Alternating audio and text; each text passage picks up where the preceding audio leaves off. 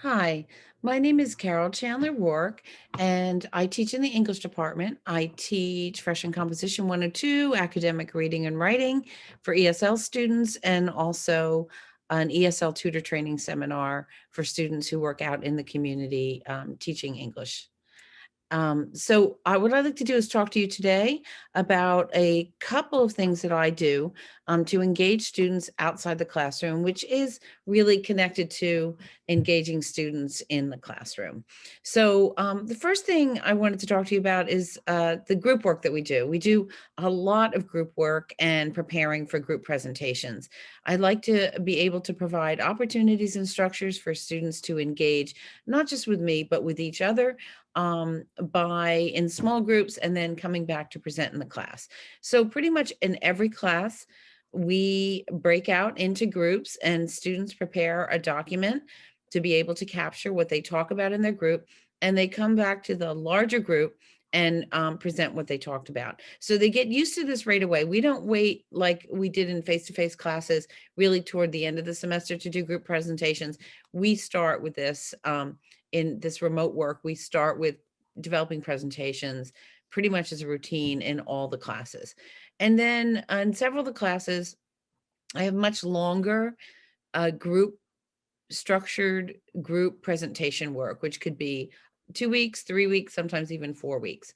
And students work together. It's highly structured. For example, we might have a topic with a whole set of readings that students work on, and they would present, sort of the main ideas and a literature review on each of those readings. They might prepare a debate on the topic. They might do further research and talk about how this topic, a real world example, applying this topic in the real world through research and then presenting that to the class. So I find that students, if we do some of the work in class, then they do work outside of class. They also have their Blackboard discussion forums where they can work as groups. And I also meet with them individually outside of class and as a group. And the group meetings are a really wonderful opportunity for them to present where they're at in their project and get some feedback. So the second thing I do is around peer review for their essays, because there's a lot of writing in all of these classes. And the students, I have something called Praise, Polish, and Shine, which is a peer review document. Students take the writing home. They write to their classmates. They talk about the essays in class as well. But outside of class, they write up, the strengths and weaknesses, areas of improvement for their classmates' essay. And then when they come back to the large group in our Zoom classes, they present their partners' papers to the whole class.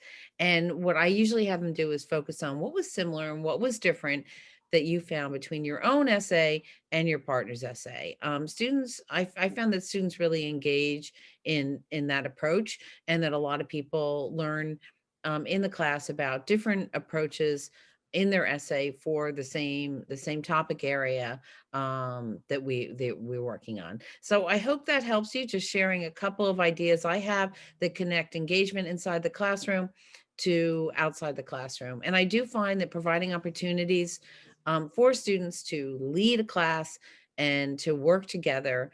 Some of the stronger students often rise to the occasion, and they become models for engagement for other students, while students who may be struggling are also learning from that process. And I might meet with students individually as well if they are struggling more with participation. But generally, I find that everybody has a part to play, and that they're not in remote learning. They're not just missing engagement with professors, but they're missing engagement with each other. And this provides a lot of that.